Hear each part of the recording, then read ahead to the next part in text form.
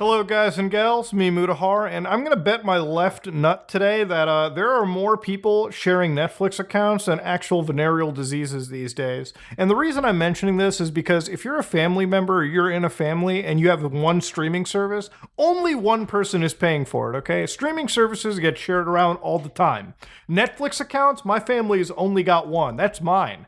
Disney Plus, my family's got none of that. HBO Max, I'm a Canadian. I don't get the luxury. Brazzers, me and my uncle share that. Ladies and gentlemen, families share all of their streaming services together. You will never find me a family where I swear to God, Netflix is shared or like everyone has their own individual Netflix account, unless that family is super estranged. Then things change around, okay? But of course, Netflix password cracking was something that was going to come in. It was basically announced like a year ago. Netflix was going to jump in, and today they've announced some of the dumbest changes that they're going to do with this password sharing.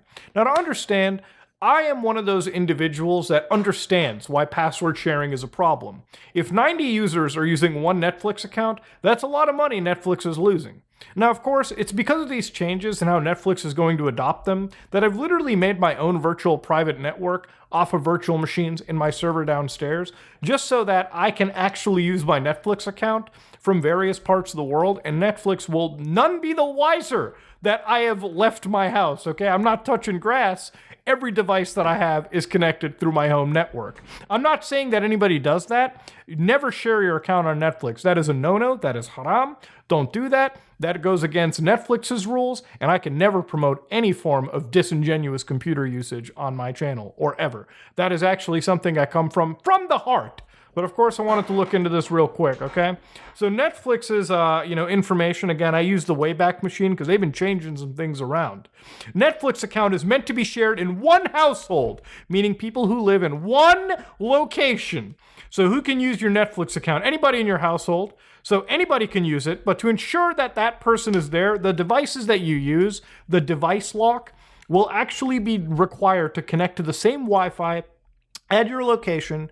Basically, you open the Netflix site there, watch something every 31 days, okay? Like some traditional draconian Xbox One level checking. So what if you share your account with somebody who doesn't live with you? They're gonna have to buy their own Netflix account. And of course, subscriptions have been getting more expensive. And even with Netflix stuff, it's kind of debatable if the shit that they make is even worth paying for. Like, should you even bother getting a Netflix subscription? Because I haven't signed into mine for like months. I think my mom uses it to watch like a movie every now and again. And I think given the fact that that's me sharing the account, I'm not allowed to do that. So Netflix would probably terminate me, which again would be no skin off my back. Okay, I do not care. So of course it comes down to, what if somebody is using your Netflix account outside? Their device could actually be blocked. So if you're blocked, you literally either have to sign up for a new account, or you can request a temporary code, which will give you access to Netflix for like 7 days. So again, to understand, Netflix does allow you to watch your content from different locations. Again, if you're doing this for an extended period of time, they'll probably tell you, hey, confirm if that person is legitimately using your account. Are you sharing? No? Okay, good. Are you? Get out of here. Buy a new subscription. So again, it really does exempt people who are traveling. Like, I travel a fair bit, so if I'm going to connect my Netflix account, me and the wife are going to lose a Netflix service because we decided to watch it from a different part of the world. That would be dumb. Now, of course, Netflix is using your IP addresses, device IDs, and various account activity to discover how Netflix is being used. So I'm sure, obviously, the identifiers is they want to make sure that you're connecting through the same IP address. You're not changing things around. That would be a dead giveaway. They want to make sure that the devices that you are using to watch the content are using that or connected through that IP address, period. And of course, they're probably also going to look for location services if they have access to make sure that, the account, the device, various devices aren't connecting from like the US, Chile, Taiwan, whatever, you name it. They want to make sure that it's in the same general location, okay? Otherwise, it would be a severe no-no for Netflix. Now, this move really comes across as desperation for Netflix, especially when they've had other L's recently. If you didn't know, Netflix Japan recently made a anime movie called The Boy and His Dog or something like that, where they actually used AI art in the backgrounds for this. And of course, they claim that it's because of a labor shortage in the industry.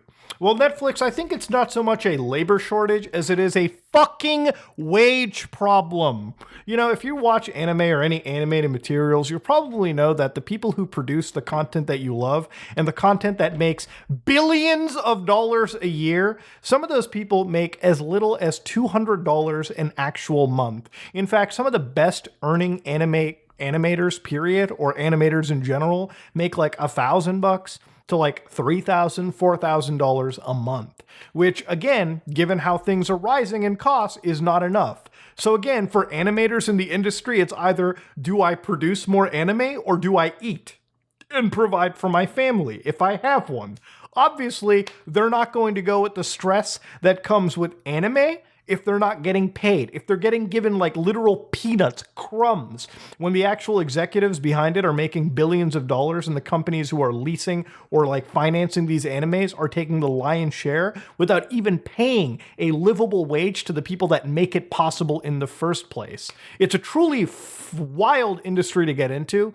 And of course, for Netflix to even claim there's a labor shortage, while true, they haven't actually addressed that by using these AI art tools, which again, don't even create the best backgrounds in the first place. They're actually starving an artist out of any funds that they could have while using a very controversial tool that might already be breaking copyrights in what it generates. But again, that's just another Netflix common ill. And I think a lot of these moves that have been happening just scream desperation for the company. Like, is Netflix really losing money? For a company whose business model was basically centered around throwing away, burning billions of dollars to make original programming, and then forgetting to realize that years down the road, there would be so much competition in the space that they would just be one other streaming service, is something nobody was prepared for, especially Netflix. So a lot of these crackdowns that are happening also do spell a lot of inconvenience for users. So if you ever actually remembered like the thing with Steam, Russian gamers for a while used to be gamers that would be like the biggest pirators of PC games imaginable. Like shit would just be like the seven seas out there. And until Steam came in and a lot of these digital distribution services that priced games accordingly and provided better distribution, piracy went down in the country because an actual usable alternative was made. The way you combat piracy especially is by providing a usable service, all right? Sometimes it's a lot easier to spend $1 than it is to deal with potential malware, to download files from some shady service, you name it. Now, of course, by Netflix doing this, a lot of those households that share Netflix accounts, like could you imagine being like a college student? You have the family Netflix account, you take your Xbox at home, go to your college dorm, and all of a sudden you have to keep going back and forth to sign into Netflix or else you don't use that service at college. Dude, people are just going to cancel their service. You literally don't understand how easy it is to access your content for free on the internet through various sites anyways. Again, it's only going to push people to cancel their subscription and then watch your original programming for free somewhere else. Not that I condone it, but generally when you make things harder to access, people are going to turn to piracy anyways. Piracy, in most cases, is usually a problem that comes with convenience, not necessarily users who just can't afford your content, period. If you reasonably price your content and distributed it very easily, a lot of people would just pay for it. But Netflix is literally going out of their way to just bite the hand, absolutely go burn bridges, and cause people to just cancel their subs altogether because they can't share it between each other. Whatever side you stand on, it's just bad for Netflix. Ladies and gentlemen, maybe it's a desperate move, maybe something wild's going on, but honestly, I'm just here to watch the world burn. Ladies and gentlemen, I got some GTA 5 security patches to cover, and to be honest with you, I've got some checklists to look into. Checklists that may end up getting me disappeared. Ladies and gentlemen, this is me, Mutahar, and if you like what you saw, please like, comment, and subscribe. Dislike if you dislike it. Massive L for Netflix. Massive W for my... I just can't wait to watch it burn, dude. Anyways, I'm out.